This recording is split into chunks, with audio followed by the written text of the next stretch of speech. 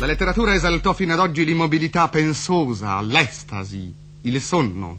Noi vogliamo esaltare il movimento aggressivo, l'insonnia febbrile, il passo di corsa, il salto mortale, lo schiaffo e il pugno. Noi affermiamo que la magnificenza. En el año 1909, el poeta italiano Filippo Tommaso Marinetti lanzó el primero de los muchos manifiestos que compondrían el pensamiento del movimiento futurista.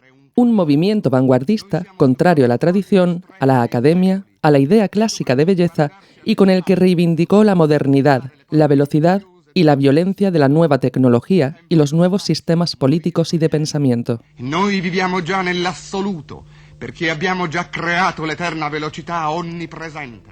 Los miembros de esta vanguardia escribieron manifiestos de todo tipo, sobre las bases de la nueva pintura, sobre cómo debería ser la nueva arquitectura, sobre la nueva concepción estética del ruido y la música. Y, por supuesto, también escribieron un manifiesto sobre la radio. El manifiesto La Radia fue publicado en 1933 por el propio Marinetti junto a Pino Masnata. En él nos dicen que la radio será captación, amplificación y transfiguración de vibraciones emitidas por la materia. Un arte sin tiempo ni espacio, sin ayer y sin mañana. Síntesis de infinitas acciones simultáneas. Luchas de ruidos y de lejanías diversas. Es decir, el drama espacial añadido al drama temporal. Palabras en libertad. Hay más frases, esta es una selección personal, y como vemos no se parece mucho a lo que entendemos hoy día por radio, pero también es cierto que son frases con una proyección muy poética. Aunque hay una de ellas, que aún no mencioné, lo suficientemente interesante como para ser de alguna manera la base de todo el planteamiento que vamos a hacer en este trabajo, y es aquella que nos dice que la radio será un arte nuevo que comienza donde acaba el teatro, el cinematógrafo y la narración. Trayendo esta frase al presente y adaptándola al pensamiento que vamos a desarrollar aquí, tal vez los futuristas nos están hablando de un arte nuevo desligado de la literatura tradicional y cuyo valor artístico reside en su propio potencial sonoro sin necesidad de imitar a otras artes como el cine. Esta frase de los futuristas, de hecho, está muy en consonancia con lo que un poco más tarde se conoció en Europa como arte radiofónico, concepto bajo el que se realizaron una serie de ficciones y documentales sonoros cuyos elementos, que son la palabra, el efecto sonoro, la música y el silencio, fueron elaborados según criterios no solo narrativos, sino también musicales. En este trabajo analizaremos algunas de las obras más significativas de esta tradición radiofónica, y lo haremos poniéndolas en relación con la producción actual de ficciones en español. Y para empezar y situarnos mejor en esta tradición europea, vamos a tratar de entender qué es esto del arte radiofónico, cuándo se produce y cómo se perfecciona. Bienvenidas y bienvenidos a este espacio de escucha compartida que se llama Deconstruyendo la ficción. Mi nombre es Soledad Ruiz y el episodio de hoy se titula El arte radiofónico.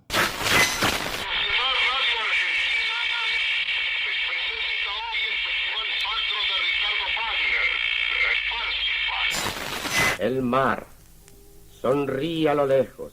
Pensando en los primeros años de la radio, podemos hablar de un tipo de radio que funcionó más bien como una especie de soporte o canal de transmisión artístico.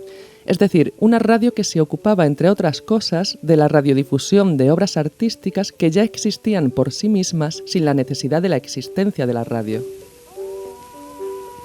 Me refiero a esa época en la que se radiaban recitales poéticos, lecturas de novelas, conciertos de música clásica, obras teatrales e incluso, por inverosímil que parezca, se llegaron a radiar espectáculos de danza y de circo. Esto, la verdad, no podemos definirlo realmente como arte radiofónico. Basándonos en la definición que el artista sonoro español José Iges nos da sobre esta cuestión, diremos que el arte radiofónico consiste más bien en la radio haciendo arte ella misma.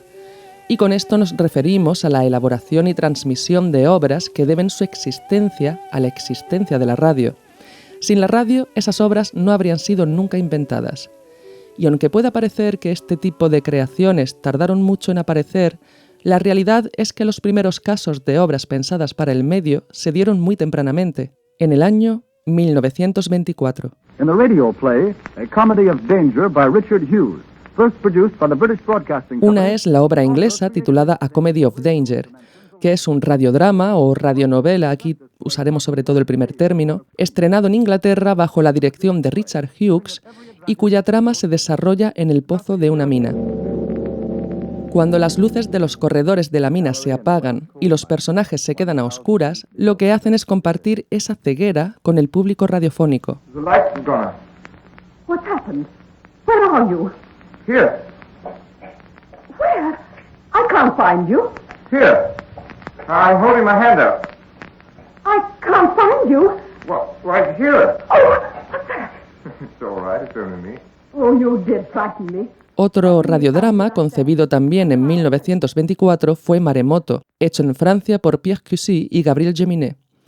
Esta es una obra muy interesante por ser el primer caso de censura radiofónica del que tenemos constancia y porque se adelantó 14 años al revuelo que en su día causara Orson Welles con la Guerra de los Mundos. Maremoto cuenta la historia de un barco en alta mar que por las condiciones climatológicas empieza a hundirse y a pedir auxilio a otros barcos. Aquí el juego dramático consiste en hacer creer al público que sus radios estaban captando en directo esa comunicación entre navíos. Allô, allô. Allô. Ici paquebot, ville de Saint-Martin. Esta obra se emitió en directo 2 días antes de su estreno durante un ensayo general porque, supuestamente por error, alguien activó la emisión en las ondas de este ensayo. Y, claro, no hubo aviso previo y el susto de los oyentes fue tal que tuvo que intervenir el Ministerio de la Marina francesa que censuró la obra. Estamos escuchando una recreación hecha por el 25 aniversario del fallido estreno, que es de 1949. Y no importa si no entendemos bien el idioma, aquí lo interesante es captar el ambientillo y el realismo con el que está hecha, ya no solo en la interpretación, sino también en lo que son los efectos sonoros. Por ejemplo, el sonido del viento, la caída de objetos, el agua que entra en el barco, los gritos de la tripulación. Os dejo en la descripción enlaces de esta obra y la anterior por si queréis investigar un poco más. Qu'est-ce qui se passe? Pardon, je t'ai un coup d'œil. Oui, j'en reviens.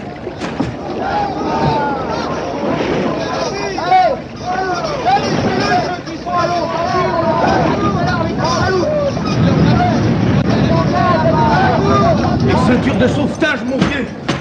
Alors c'est la fin. Il paraît qu'il n'y aurait plus rien à faire. Il faut appeler tant qu'on pourra. Ah, j'aurais pas cru venir crever ici dans cette merde. Malheur.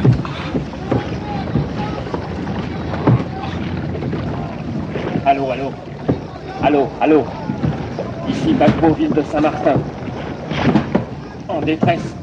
Par 23 degrés 15 minutes, 25 secondes de longitude nord.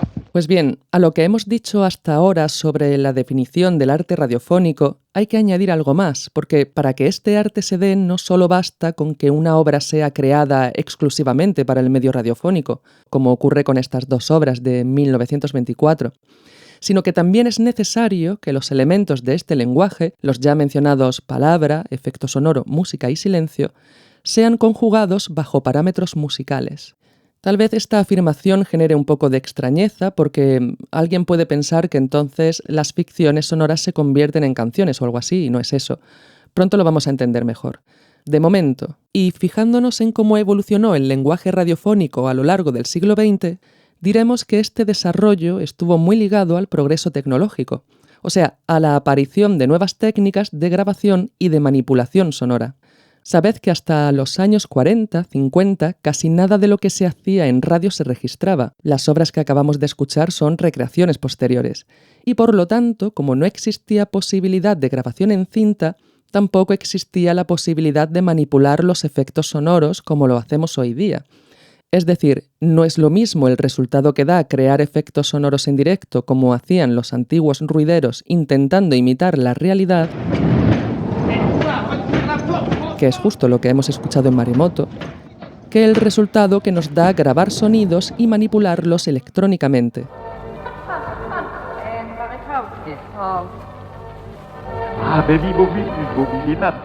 Esto es algo que comenzó a hacerse tras la Segunda Guerra Mundial gracias a la comercialización del magnetófono, que es una grabadora de cinta magnética, Gracias a la aparición del sintetizador, que es un aparato que crea sonidos originales a partir de señales eléctricas, y gracias también al trabajo de investigación realizado en numerosos laboratorios radiofónicos de experimentación sonora repartidos por las radios públicas de Europa. Este hecho es muy importante porque este afán de experimentación nacida de estas radios públicas marcó un antes y un después en nuestra forma de percibir la creación radiofónica. En uno de esos laboratorios radiofónicos, concretamente en Radio France, en París, trabajó el ingeniero y artista francés Pierre Schaeffer, quien junto a Pierre Henry publicó entre 1949 y 1950 esta Symphonie pour un homme seul que estamos escuchando. Schaeffer fue de los primeros que trabajó con el magnetófono registrando sonidos para su posterior análisis y manipulación. O sea, tras grabarlos los superponía, los cortaba, pegaba, aplicaba reverbs. Y claro, en una obra de este tipo, la pretensión de imitación de la realidad pasa a un segundo plano, porque los elementos del lenguaje radiofónico son trabajados desde una perspectiva más de vanguardia musical. Es por esto que el papel que juega la palabra dentro de la narrativa sonora radiofónica cambia considerablemente, y el resto de los elementos del lenguaje radiofónico comienzan a funcionar como un lenguaje con autonomía propia. Holy, holy, holy, holy, holy, holy, holy, holy, holy, holy, holy, holy. Esto que escuchamos pertenece a un género radiofónico que se desarrolló en Suecia entre los años 60 y 90, llamado Text Sound Composition.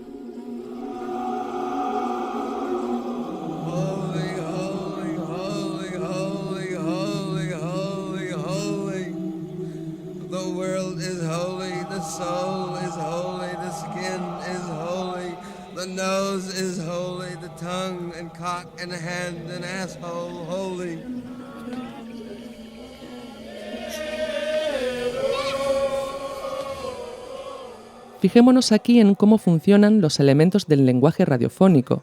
En ellos hay un mayor grado de abstracción. Por ejemplo, la palabra tiene una pretensión poética, con un lenguaje muy deconstruido a veces, muy ligado al rezo y al canto, dando importancia a los elementos fonéticos.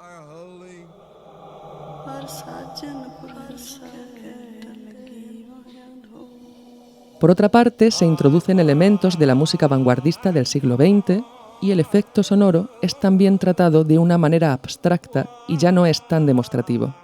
En definitiva, los elementos del lenguaje radiofónico son pensados como un arte acústico y dejan de estar supeditados a la palabra o al arte literario.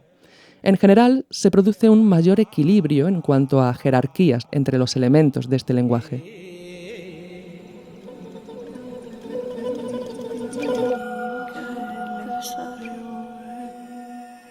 Entonces, para afinar un poco más la definición de arte radiofónico, ¿a qué nos referimos cuando hablamos de un lenguaje con autonomía propia o de organizar bajo parámetros musicales los silencios, las palabras y los efectos que componen una ficción sonora? Básicamente, de lo que estamos hablando es de expandir el sentido abstracto, simbólico y expresivo que el sonido tiene dentro de una narración sonora. Pensemos que en el fondo lo que se buscaba, como decían los futuristas, era crear un arte que empieza donde termina la literatura y el cine, sacar a la luz sus cualidades propias, y puesto que estas obras se basan en sonidos, la palabra también lo es en la música donde encuentran la fuente de inspiración teórico-práctica para estos trabajos. Holy the hallucination, holy the miracles, holy the eyeball, holy the abyss, holy forgiveness, mercy, charity, faith. Así que, según esta definición y según el estatus que demos a los sonidos y a las palabras en una narración sonora, tendremos tres géneros en el medio radiofónico europeo. Tenemos el género dramático-literario, al que pertenecen los radiodramas de la etapa pretecnológica, como por ejemplo Maremoto. Tenemos el género musical, al que pertenece Symphonie pour un homme seul de Schaeffer y Henry. Y por último tenemos el género mixto, que es el que vamos a estudiar aquí principalmente, y que consiste en una combinación equilibrada entre una narrativa, o bueno, una historia o una serie de ideas que queramos expresar, y una estética sonora organizada bajo parámetros musicales. Y fijémonos en la clasificación que esta tradición hace de Maremoto como género literario. O sea, aquí lo importante no es la cantidad de efectos sonoros que hay en una ficción, sino el cómo usamos esos efectos y qué estatus les damos.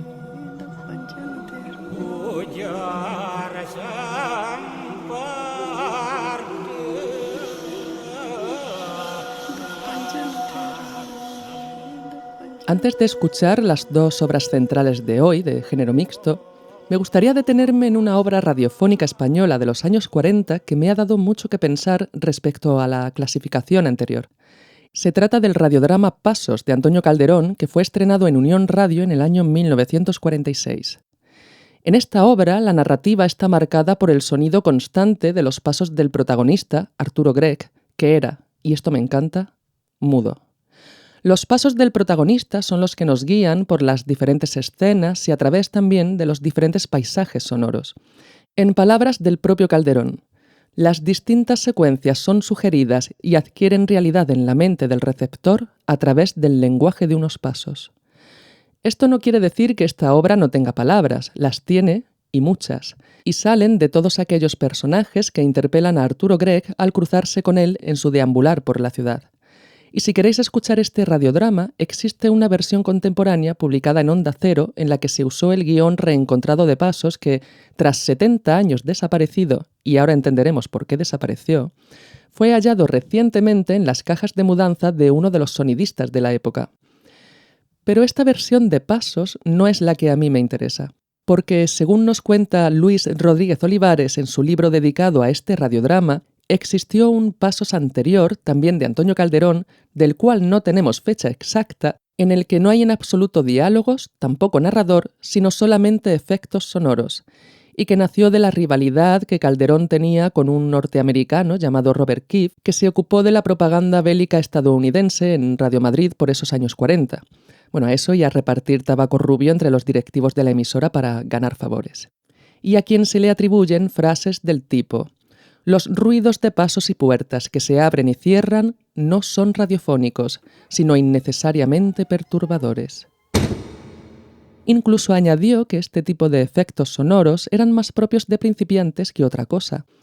Esto a Calderón le ofendió muchísimo, y en respuesta decidió emitir un radiodrama sin palabras que fue colado en el espacio publicitario de un programa nocturno. Una historia compuesta de ambiente de calle, los pasos de un hombre que se acercan, se mantienen y se alejan. Por lo dubitativo de los pasos, sus idas y venidas y los ambientes cambiantes, nos damos cuenta de que no sabe a dónde va. Se pierde, no puede orientarse. Algo funciona mal en su cabeza, y los pasos nos llevan de un lugar a otro, de un escenario a otro. Comprendemos que trata de cruzar la calle y no lo logra. Es atropellado por un coche y muere. Esta primera versión de Pasos fue la más querida por su autor y en más de una ocasión dejó caer que se arrepentía de haber hecho una versión posterior con palabras, una obra al fin y al cabo fruto del horror vacui y de la formalidad de la época. De hecho, su desprecio por este segundo guión quedó patente cuando tiempo después le metió fuego a todas las copias que encontró del segundo Pasos, de ahí que esta obra estuviera tanto tiempo perdida. Antes he dicho que este radiodrama me ha dado mucho que pensar, y es que una vez que conocemos cuáles son los 3 géneros radiofónicos de la tradición europea, o sea, el literario, el musical y el mixto, la pregunta que me hago es, ¿en qué género encajaría Pasos? Porque en un principio podríamos pensar que no es un género literario, puesto que no tiene palabras. Pero ¿qué pasa cuando los efectos sonoros son tan demostrativos que aun sin palabras entendemos perfectamente la historia? Por otra parte, podemos pensar que es un género mixto, porque, aunque tenga una función muy narrativa, es indudable que el sonido está comunicando por sí mismo, o sea, no necesita de nada más. En este caso, es un lenguaje con autonomía propia. Y además está el hecho de que desconocemos completamente cómo sonó ese Pasos inicial. Se cuenta que Antonio Calderón tenía una forma muy peculiar de dirigir al cuadro de actores. Cuentan que lo hacía como si fuese una gran orquesta, También tenía costumbre de explorar mucho con el sonido. Por ejemplo, metía los micrófonos en los huecos de la escalera allí en la emisora, los lanzaba hacia la calle, metía la cabeza de los actores en la caja de resonancia de un piano para darle brillo a las voces. Y es que la aspiración de vida de Antonio Calderón fue la de ser músico, carrera que abandonó cuando murió su padre. Y a mí me gusta pensar que posiblemente esa formación musical le llevó a investigar, aunque fuese de manera manual en esa radio precaria de posguerra, una expresividad sonora más allá de los efectos de sonidos demostrativos propios de la época. Tal vez Calderón organizó de manera musical los sonidos de esos pasos para darles mayor peso estético. Y de ser así, ¿podríamos entonces estar hablando directamente de un género musical? Creo que lo mejor de esta obra de pasos es que escapa a toda delimitación presente, aunque solo sea porque no tenemos forma de acceder a ella y a su cómo fue. Lo que es indudable es que Antonio Calderón se dejó guiar por su intuición y acertó. Aquella idea de permitir al sonido expresarse por sí mismo en el medio radiofónico era, desde luego, el inicio de algo grande.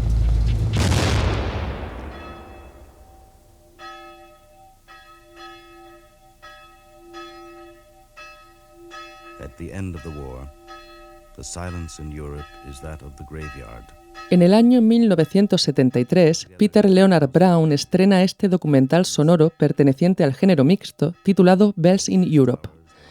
Esta clase de documentales son conocidos también como radio feature y no se parecen mucho a lo que conocemos ahora por narrativo de no ficción, ya que en un radio feature europeo hay otro tipo de complejidad, en el sentido de que se difuminan más los géneros, se experimentan más con el lenguaje, y no suele estar relacionado con la investigación periodística de actualidad.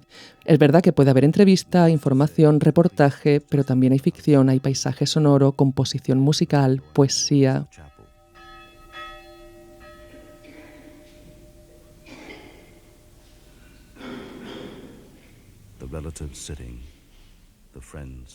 Este documental sonoro es un buen ejemplo de ello, y vamos a escuchar un corte de unos 5 minutos, su duración total es de 1 hora, y os dejo enlaces por si queréis escuchar la obra completa y también el texto para que podáis seguir este fragmento con la traducción al español. Solo para introduciros un poco, os diré que Bells in Europe fue grabado en 9 países y nos habla de una crónica de la humanidad a través de las campanas de iglesia, de su sonido y la relación que tienen las campanas con las fases de nuestra vida. One can only hear the birth of a bell. When reluctant and heavy, the bronze bubbles from the furnace, a blazing mire, crackling through the feeder pipes, until it sears its way into the dug-in molds, so that the air escapes with a hissing sound.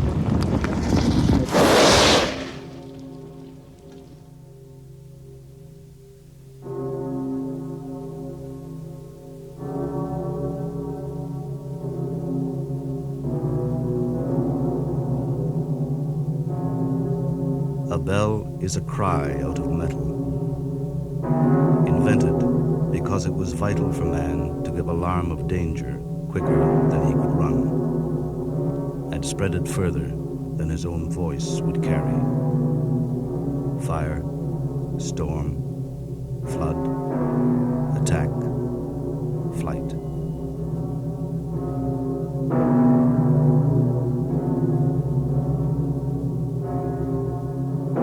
A bell is a parish clerk calling for assemblies, church services, and tolling the time. It announces a wedding, or a christening, or a death.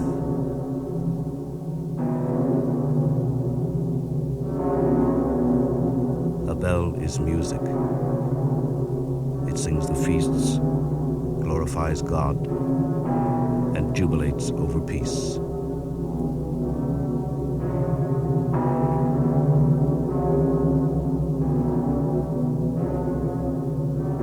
A bell is a prostitute. It yells out whatever you wish. Murder, conspiracy, revolution, and execution. The plague, famine, and war.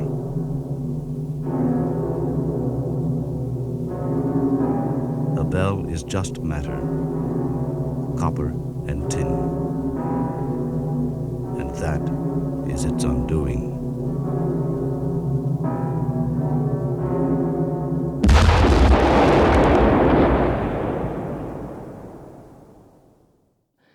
Creo que en esta obra se siente la importancia que tiene el montaje en relación a lo que tiene que ver con los contrastes, los silencios, las texturas sonoras, por encima del relato.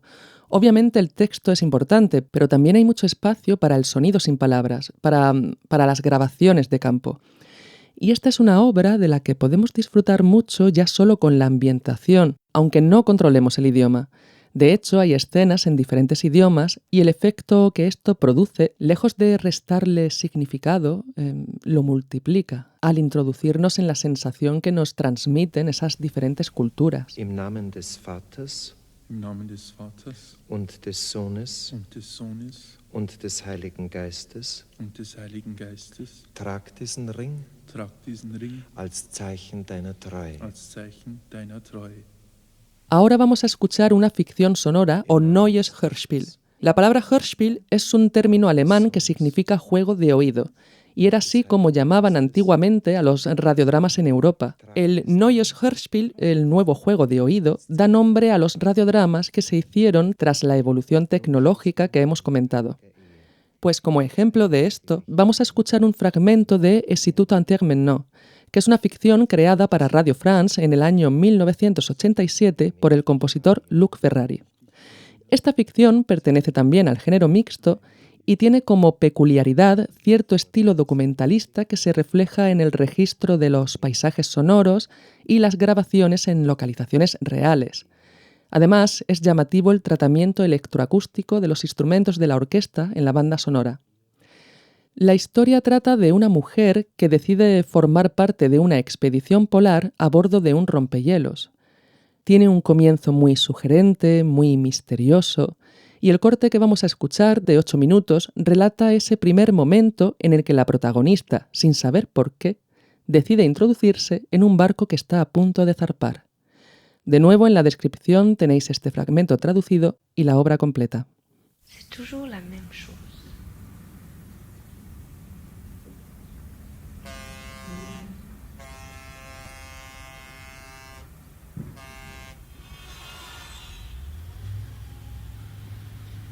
Qui glisserait.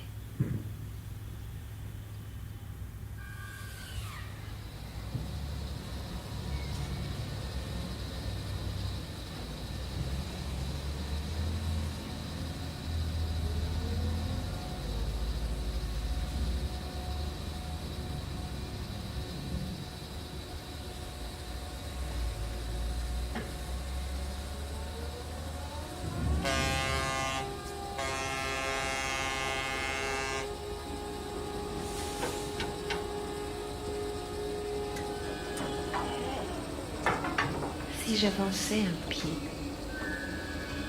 comme ça.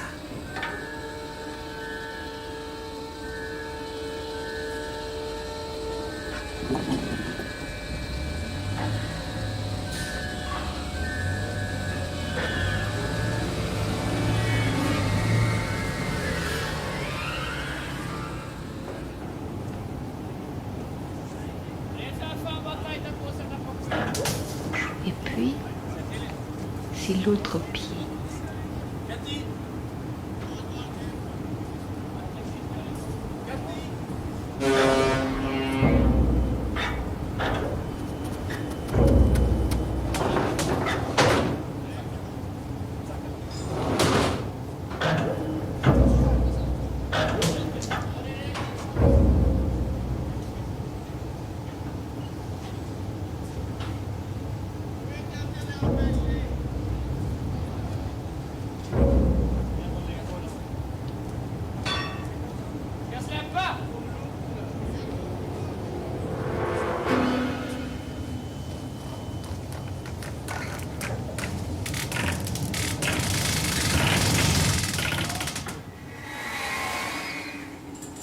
Et c'est tout entière maintenant.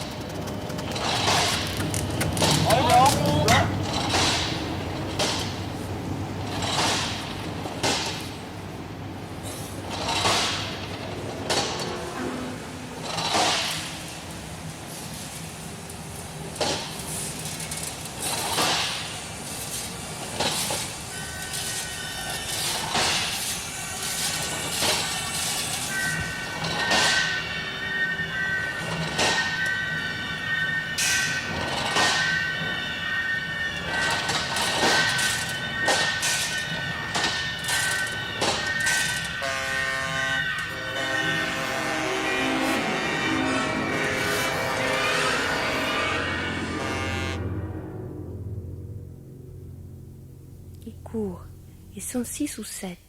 Ils me bousculent.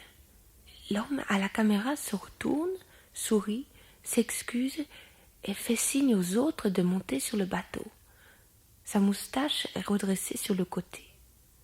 Perche, appareil de photo, micro, mallette, ils disent « Voilà, voilà, nous sommes prêts, nous arrivons ».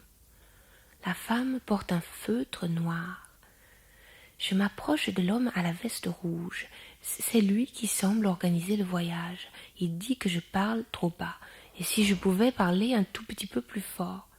Je répète, peut-il me dire au bord de quoi il s'embarque? Il rit. Nous allons, disons, à la lisière du Blanc. Et il regarde mes escarpins. Je demande s'il pense que je peux faire partie du voyage, comme ça, même sans avoir rien préparé. Il dit, mais oui, pourquoi pas? Voyez le capitaine là-haut, l'homme aux lunettes noires. C'est ça, c'est lui seul qui peut décider. Vous pouvez monter si vous voulez, bien sûr, dit le capitaine. Et il regarde lui aussi mes escarpins.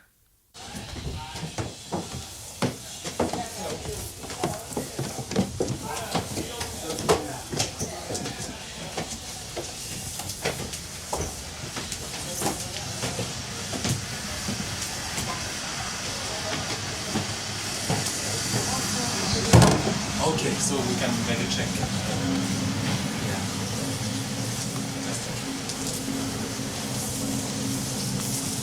Soyez les bienvenus. Ici, votre chambre. You will learn the routine on board. And after that, we take supper. And after that, you move in your cabins. Thank you, Captain. Welcome. Alors.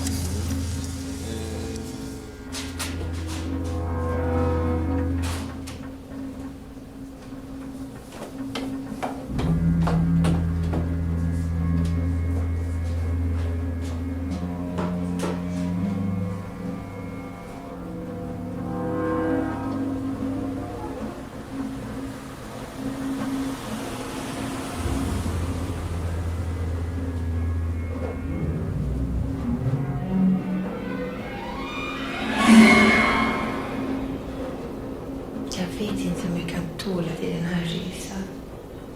Je ne sais pas si je pourrais le supporter, ce voyage. C'est surtout le bruit que je n'avais pas prévu. Lieu clos, presque étouffant, à l'intérieur duquel j'inventerai une nouvelle respiration. Être très près, se laisser porter par d'autres corps, d'autres visages. Mais est-ce que j'y parviendrai avec ce bruit ?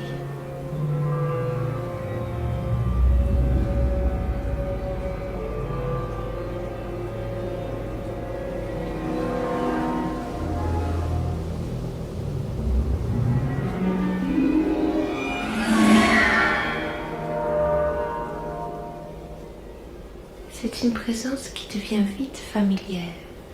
Je ferme les yeux.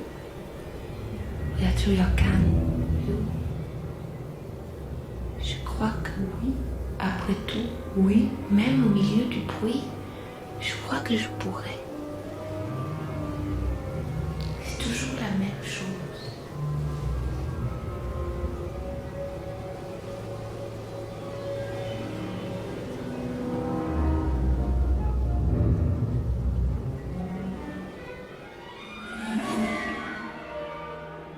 Yo diría que hay 3 cosas muy reseñables de esta ficción. Una, la forma en la que la protagonista relata lo que hace y lo que piensa, muy a medio camino entre el diario de viaje y el diario íntimo. Otro elemento también reseñable es que el ambiente, el paisaje sonoro, el entorno sonoro en el que suceden las cosas, está grabado en sitios reales, que son un puerto y un barco real. Que el entorno sonoro no esté fabricado, o sea, que no sea un ensamblaje de folies fabricados en estudio, a mí al menos me hace más receptiva, ¿no?, a la historia. Y la última cosa reseñable es la música. Cómo la música crea y sostiene la tensión, cómo sostiene los silencios, cómo enrarece el realismo de los paisajes sonoros electrificando los instrumentos de la orquesta.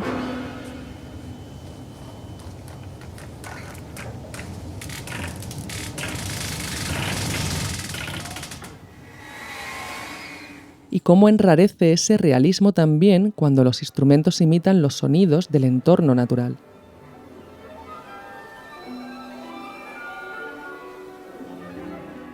Aquí los instrumentos de viento están imitando el movimiento del aire que rodea el barco. Y en general, yo diría que tanto Bells in Europe como Et si tout entière maintenant son obras que nos invitan a otra manera de escuchar. Con esto me refiero a una escucha implicada con lo que estéticamente el sonido y la historia nos están dando. Hay una suerte de reciprocidad, y esto se debe en parte a un hecho objetivo, que es el amplio rango dinámico con el que están hechas.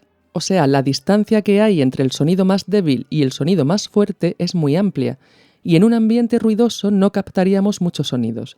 No son obras para escuchar en el gimnasio, pero es que parte de la expresividad de una pieza de este tipo se basa precisamente en estos contrastes entre volúmenes. En los detalles al final es donde está la magia. Y también otra razón por la que nos invitan a otra forma de escuchar, y esto posiblemente sea más subjetivo, o al menos es la manera en la que yo lo veo, creo que son obras que rompen con la percepción automatizada y previsible que suelen ofrecer a veces los relatos sonoros cuya organización se basa en estructuras literarias ligadas al storytelling o en el a veces tan reconocible montaje cinematográfico. En fin, todo es discutible, por supuesto, y uno de mis objetivos en este trabajo es poder ahondar con vosotras en esta visión más abstracta y musical, en este arte acústico y sus posibilidades, y cuyo disfrute y entendimiento en muchas ocasiones no pasa por la razón, sino que depende más bien de un sentir. Me despido con un audio de la artista sonora Laura Romero, a quien agradezco su ayuda en la búsqueda de archivos. Hace unos meses, antes de que yo supiera nada de la existencia de Pasos, ella me envió este audio de madrugada, al hilo de una de nuestras muchas conversaciones sobre podcasting y arte sonoro, y bueno, lo queremos compartir con vosotras. Gracias por estar ahí y nos escuchamos pronto. En la teoría radiofónica desde hace décadas, en los libros cuando aprendes radio, hay muchas veces ejemplos de los tacones que se usan en ficción sonora.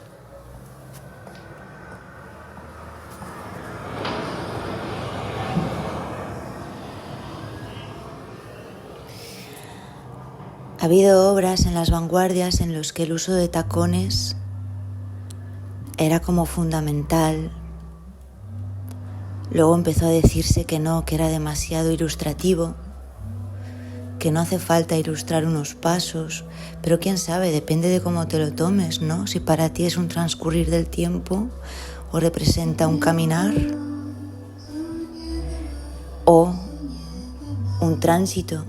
Sin embargo, si unos pasos solo representan que alguien se está moviendo para cambiar de un espacio a otro y ya está, ¿qué narrativa tienen esos pasos? ¿Qué sentimiento tienen? ¿Cómo están sonando? ¿De qué manera? ¿Qué hay detrás de esos pasos?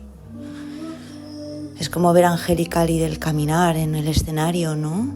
¿Realmente es un paso porque nos está llevando a otro sitio o es ella misma caminando? No sé. Yo solo necesito mezclar cosas. Mezclar cosas, insignificarlas, siempre insignificarlas para que se conviertan en otra. No me da tiempo a veces a hacerlo, ni siquiera a escribir o a... no lo sé. Me da tiempo a pensar y todo lo que pienso se diluye con el aire que respiro al final cada mañana cuando me levanto y me doy cuenta que sigo aquí. Y pienso en esos libros de teoría radiofónica y en esos artistas que hacían lo que les daba la puta gana, sin saber muy bien por qué, y en otros que sí que lo sabían e igualmente te llegaba también muchas veces. Y entre toda esa mezcolanza uno aprende a caminar y a ponerle intención al camino y a cómo camina, ¿no? No sé.